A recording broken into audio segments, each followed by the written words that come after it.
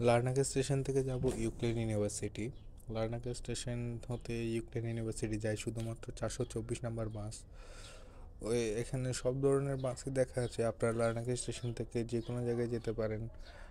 যেমন 425 আর 430 number airport থেকে আসে। আপনারা যারা লার্নাকা এয়ারপোর্টে নামবেন তাদের যদি লার্নাকার দিকে বাসা নেন তাহলে আপনাদের 425 অথবা 430 করে আসতে হবে লার্নাকা স্টেশন। এখন 424 নাম্বার বাস চলে এসেছে যেখানে আমি উঠতে যাচ্ছি। আহ, সবাই আস্তে ধীরে উঠছে।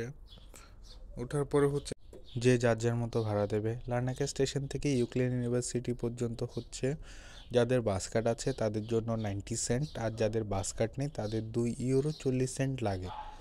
আপনারা যারা প্রথম দিন ইউনিভার্সিটিতে যাবেন তারা চাইবেন কি প্রথম দিনই হচ্ছে গিয়ে আপনার রেজিস্ট্রেশন করে ফেলতে, কারণ আপনি যেদিন রেজিস্ট্রেশন করবেন সেদিন আপনি লাইব্রেরিতে গিয়ে যদি আপনার ইউনিভার্সিটি আইডি কার্ডের জন্য আপনি অ্যাপ্লাই করেন, সাথে সাথে আপনি ইউনিভার্সিটি আইডি কার্ড পেয়ে যাবেন।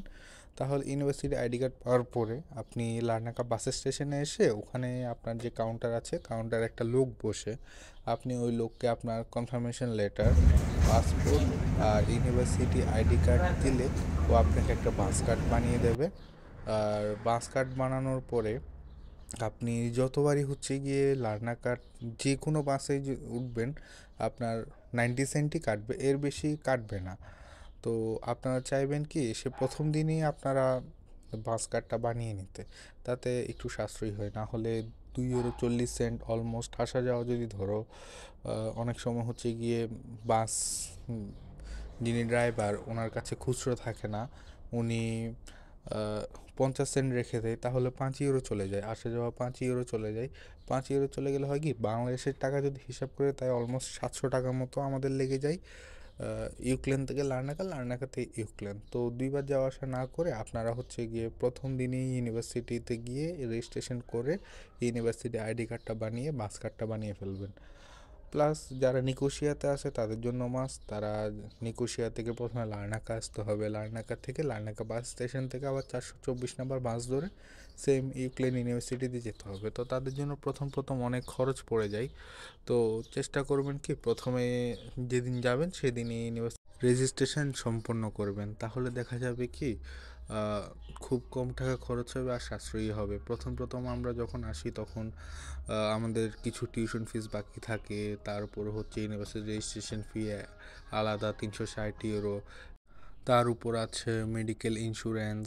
যদি ইউনিভার্সিটি থেকে করেন তাহলে একটু বেশি পড়ে, যদি বাইরে থেকে করেন তাহলে 60 থেকে 70 ইউরো। এরপর হাউস এগ্রিমেন্ট আছে, মেডিকেল আছে, এগুলোতেই বলতে গেলে অনেক টাকা চলে যায়। তার উপর হচ্ছে মেন হচ্ছে বাসা। আপনি যখন বাসা নেবেন তখন আপনার 1 মাসের ভাড়া প্লাস হচ্ছে 1 মাসের অ্যাডভান্স, তো সব কিছু মিলিয়ে at the end of the moment আপনার কাছে অনেক কম টাকা থাকে। তো দেখা যায় কি আপনি এসেই তো আর চাকরি পাবেন না। এসে প্রায় আপনার ইমিগ্রেশনটা আপনি খুব যত দ্রুত পারবেন তত তাড়াতাড়ি সম্পন্ন করবেন।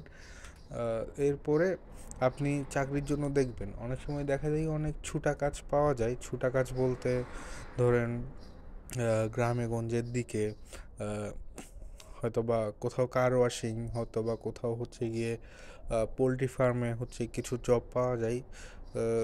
প্রথম প্রথম দেখবেন ওইসব জব করার চেষ্টা করবেন।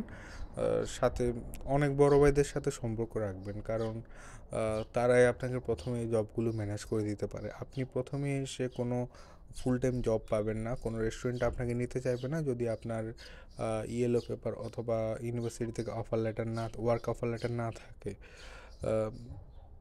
তো এই দিকটা একটু খেয়াল রাখবেন। প্রথমেই এসে যে আপনার চাকরি পেয়ে যাবেন এমনটা কোনো কথা না, এসে আপনার থেকে ওয়েট করতে হবে। আপনি খুব দ্রুত হচ্ছে গিয়ে আপনার রেজিস্ট্রেশন দেন হচ্ছে গিয়ে আপনার ইমিগ্রেশনের কাজ সম্পূর্ণ শেষ করার চেষ্টা করবেন। এরপরে চাকরি খুঁজবেন। দেখতে দেখতে আমরা ইউনিভার্সিটিতে চলে এসেছি। এটা ইউনিভার্সিটির ফ্রন্ট সাইড। আমরা সবাই এসে ইউক্লেন ইউনিভার্সিটির যারা স্টুডেন্ট আছে সবাই এসে এদিকটায় হচ্ছে গিয়ে দাঁড়িয়ে ছবি তোলা হয়। আহ, আশা করি সামনের ভিডিওতে আমি আপনাদেরকে পুরো ইউনিভার্সিটির ভিডিও আমি করে দেখাবো, আর কোথা থেকে কীভাবে সব কমপ্লিট করবেন তা বলে দেবো।